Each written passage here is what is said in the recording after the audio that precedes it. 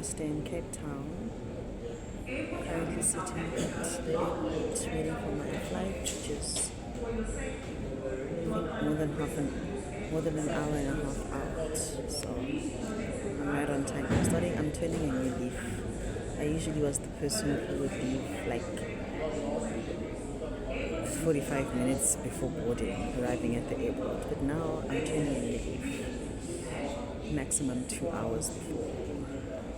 I suppose it should be 4, but I can't be sitting around here for 4 hours. I feel like that's just the gimmick to get us to pay more in the restaurants. Or maybe it's not, but I'm not willing to test it.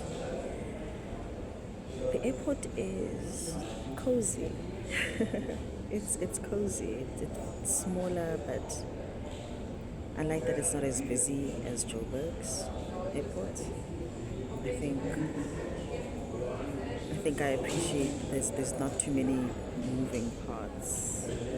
Maybe it's the hour of the day, but Friday afternoons are usually very busy at airports anyway. I quite like it. It's really cute. Today's work day was a lot of consultations. I felt a burning in my spirit to say things, and I was planning on just like really absorbing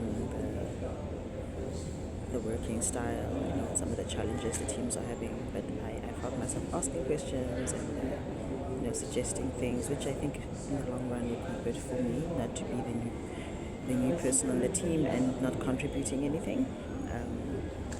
But I did feel a little anxiety in that I didn't want to seem too forward. I didn't want to seem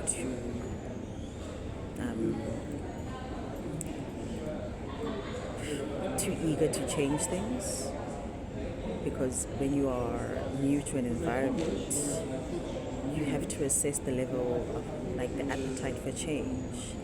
And so in the role that I am joining the team in, project manager, there's also an importance to balance those two things. Not too much change, but people need to know that there will be some kind of change in the short to medium term. So I did want to get my voice across, and I think I did that quite well. But when I'm talking about anxiety, I mean there was a level of PTSD from my past experiences. Being part of a team that is not necessarily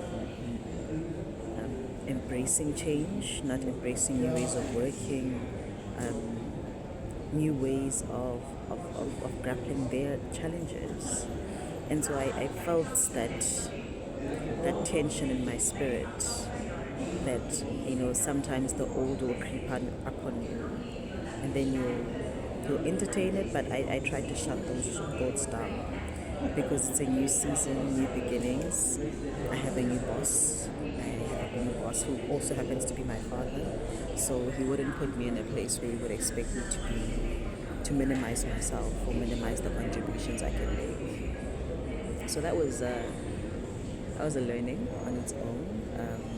I think part of growth is realizing that you're not always going to be comfortable with the new season you're in. The old man will creep up sometimes. He will remind you of kind of some your traumatic past in some instances, but you have to keep reminding yourself that I'm not that person anymore. I'm in Christ. I have something to offer.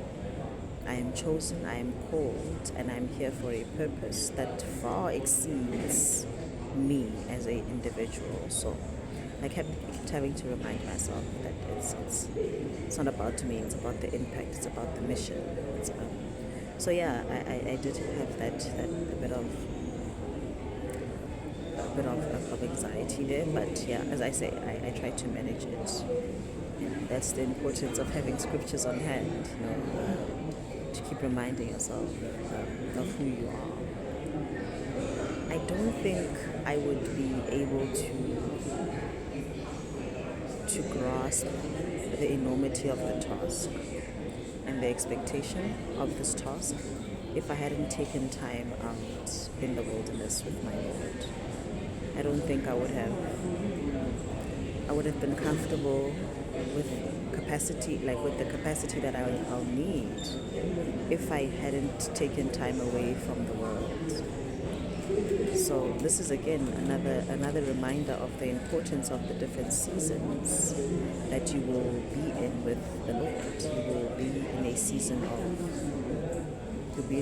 of wilderness. You'll also be in a season of pruning, and the importance of those seasons, you'll realize the importance of them when you go back into the world, when you walk into that proverbial promised land, where all the skills that you learned in the wilderness will now have to come into manifestation. So the wilderness season feels long, because it is, but there's a lot of work happening internally for that.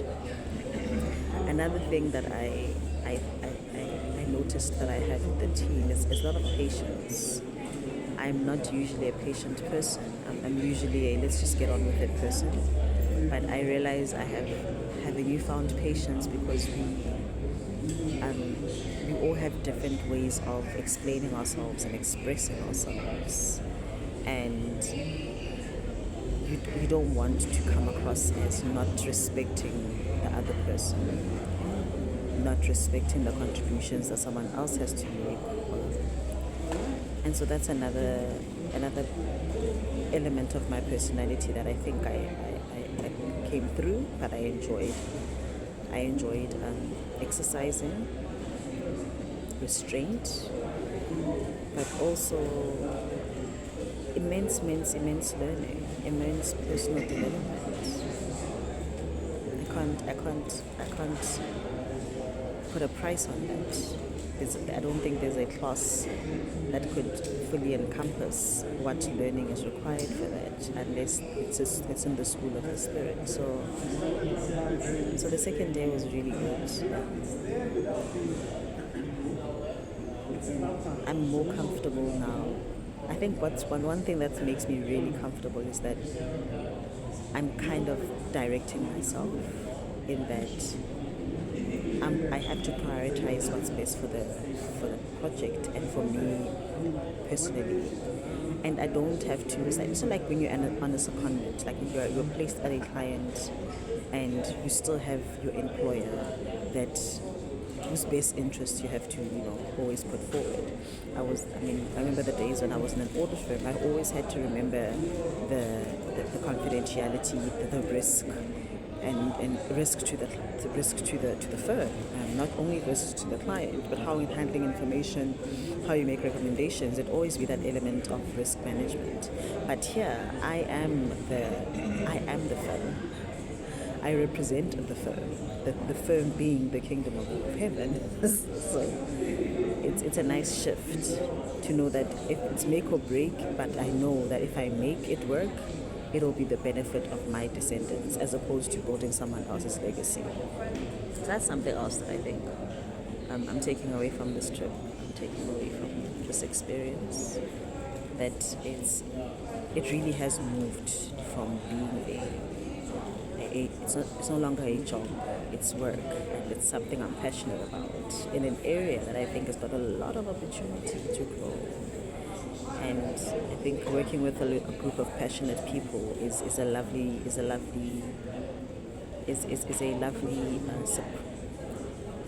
addition. It's a lovely addition to my new workspace. So that's the diary for Cape Town. I'm looking forward to being back home. My daughter seems quite all right without me. I'll call her up and she'll be too busy to talk, or she'll be too busy playing to even look at me. So that's probably a good thing. But yeah, I do miss the rhythm of having someone to look after, someone to care for. I'm not going to lie, I do miss that. But it's also nice. I was saying to my colleague, who's also a mother, who's left, her youngest is the same age as my daughter. And I said, having spent a night away from the family, now having breakfast on your own. When I met her this morning, she was having breakfast. I said, are you happy with the decisions you've made in your life? And she said, yes, I'm so happy. It feels good to know that there are people waiting for me at home, something more than just work. And I feel exactly the same way. I think at some point you realize that there's more to life than just meeting deadlines and signing off on deliverables. There's something else out there, and whether it doesn't have to be a family, but it doesn't have to be young children and a husband, but it could be a cause that's bigger than you. Working at a shelter, working with the less fortunate. These are important things to have, things that are outside of you, but have a bigger impact in the world. So that's something I'm also taking away from this trip. I'm happy with the decisions I've made in my life. I'm happy with it. And I could not have made these decisions unless I was yanked out of the previous life that I was in. A life of sin, a life of rebellion.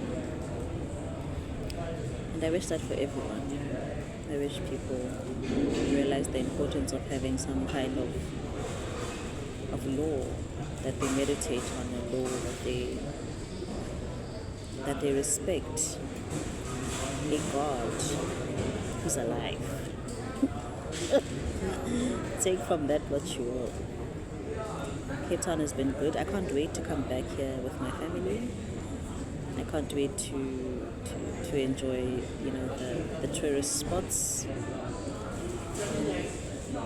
This has been a good start for it's been a nice refresh in this new season, starting fresh, starting new. Whatever's waiting for me in Johannesburg, only God knows, but I know I serve a God who rewards obedience, and whatever's waiting for me in Joburg